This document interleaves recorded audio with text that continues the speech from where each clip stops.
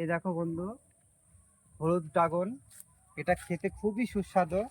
এর ভিতর কিন্তু যেটা থাকে সেটা হচ্ছে লাল না, এটা হচ্ছে সাদা টাইপের হবে, ঠিক আছে।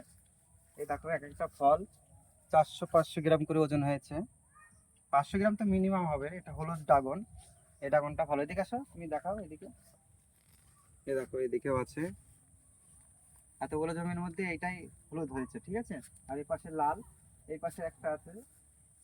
এই দেখো, এটা হলুদ। এই ড্রাগনটাও ভালো, ঠিক আছে। বুঝতেই পারছো, ড্রাগন চাষ করেছি, এইটুকু সবই আমি করেছি নিজেতে। ভালোই হয়েছে, খারাপ হয়নি।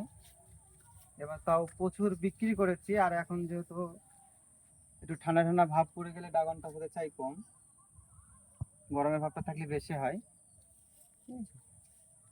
এখন ব্যাস এইটুকুই আপাতত। পরবর্তীতে আবার দেখা হবে, আরো কিছু তোমাদের দেখাবো। টেনশন নেই। ওইদিকে আরো আছে দুই একটা ফুল, মানে একটু বৃষ্টি হলে না, এই ফুলগুলো যেগুলো ঢাকা হয়েছে না, এগুলো বৃষ্টি হলে নষ্ট হয়ে যায়, বুঝতে পেরেছো। এই জন্য এগুলো ঢেকে দেওয়া হয়েছে। হাই গাইস, তাহলে পরবর্তীতে আরো তোমাদের ফল দেখাবো। এদিকে আসো, এদিকে মৌসুমী গাছ লাগানো হয়েছে। এ দেখো, মৌসুমী গাছ তোমরা দেখতেই পাচ্ছ।